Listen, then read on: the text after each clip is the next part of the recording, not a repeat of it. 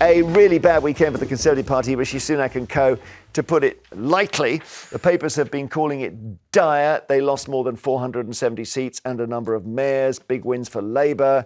Keir Starmer saying we need an election now. Let's just have a look, see if I can give you a kind of, they're calling it the zombie government. Let's just have a look here and see what happened over the last few days. So these are the local elections, and we're just going to ask the question, what just happened? Simple as that, okay?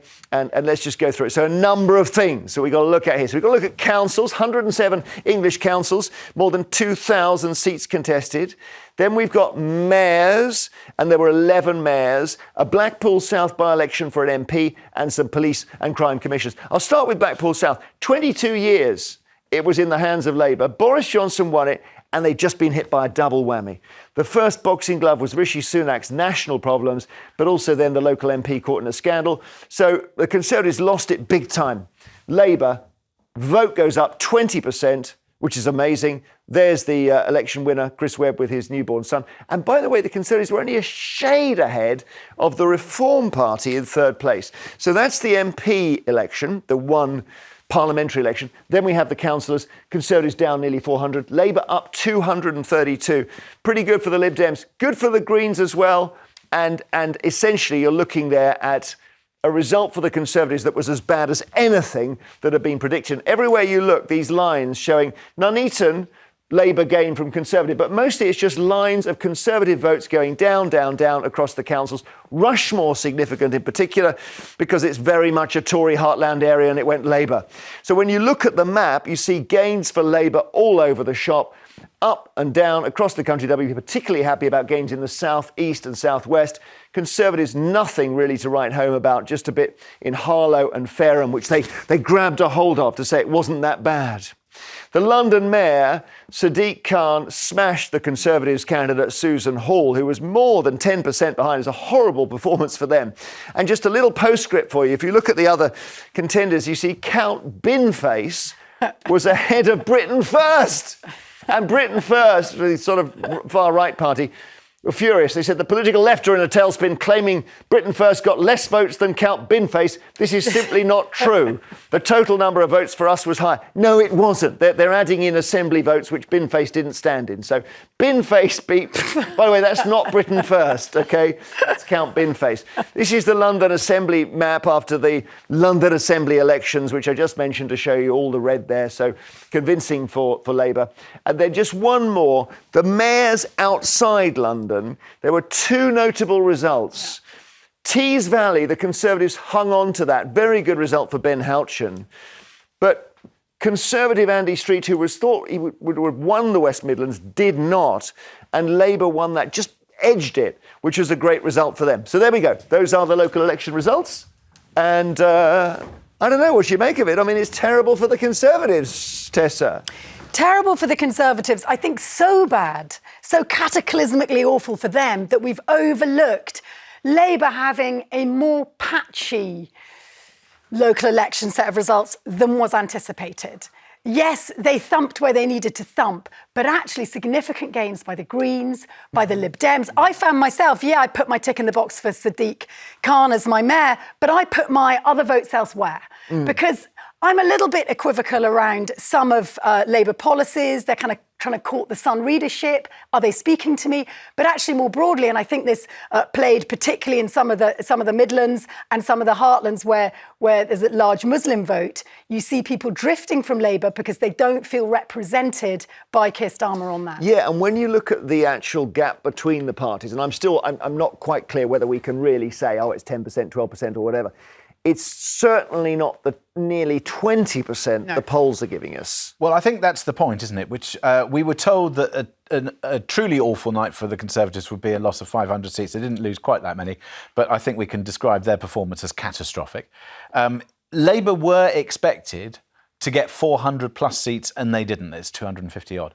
So I think, this performance of Labour, they're going to be looking at this, I think, behind the scenes. Of course, on the face of it, they're extremely happy, and they've reached some, terrible losses against the Conservatives. But it's not surprising because if you have a look at the performance of Conservatives either at local level or national level in terms of delivering what people want and in terms of policy and in terms of understanding, inevitably this is a major issue for them. But then the other point is, here we are and they're celebrating various victories. 32.5%, I think, was the turnout up in Blackpool, which is an awful lot of people just so disgusted with the political system. And this is what I see day in, day out, which is, of course, Labour are ahead of the polls. I get it. Of course, they could very well sweep to power, and it's most likely that Keir Starmer will be the next Prime Minister. But is it because people are gravitating towards Labour because they want it? No, it's just anybody but the Conservatives because the performance has been so bad. And what I think we should be concerned about, go on. What we should be really concerned about is the huge dissatisfaction with politics and politicians, policy and delivery, and the fact that politicians seem to go up their own rear ends and end up talking about things that don't actually matter to us, fueling culture wars and not getting on with their jobs. What do you think about that? What's interesting, I think you're right. I do think... I'm going to celebrate that. I go on record. I think you're right. I think we are disaffected. I had to force myself, propel myself out of the house at 9:30 in the evening to vote. I felt that uninspired, and I literally physically shoved my husband out the door. But I says, "You got to vote." But actually, we had to force ourselves to, and that is not a good sign. But I suppose. So USA has been through the same thing, which is that they're not working for us. Let's drain the swamp. The result of that was Trump. We went through, I suppose, the classic moment where we smash our own guitars when we vote Brexit and so on, and that may or may not work out well. Who knows? But we've been through that moment of absolute disaffection, and we're now trying to pick up the pieces. Right? Yeah, and what's interesting is we don't know where the solution lies, but we know who we're blaming. We're blaming the Conservatives. I felt on a personal level sorry for Andy Street. He was a very effective West Midlands mayor, as you pointed out there in your graphics. He just missed the win. And what's interesting about his campaign is there was no Conservative branding on any of his pamphlets. No, well, I know. It was a tree. But I don't know whether that's right. I mean, whether it's right for him to campaign like that. If you're a Conservative, you should damn well say it. I think that if somebody who actually in that job and role, in the same way that elsewhere in the country, if you have a local mayor who is actually performing, and yet they can still lose because there is so much disaffection with the National Party, when they themselves are a good human being with a good track record, and in particular, Andy Street, arguably, in his previous role, one of the finest retailers our nation ever saw. What was his previous role? So he was the partner of John Lewis, which, at the time he was in charge, was the nation's favourite shop. And he managed to bring a whole load of people in this sort of like partnership context, and he has track record. He's an incredible, operator. The Conservatives have insisted their plan is working. Some might say, despite evidence to the contrary.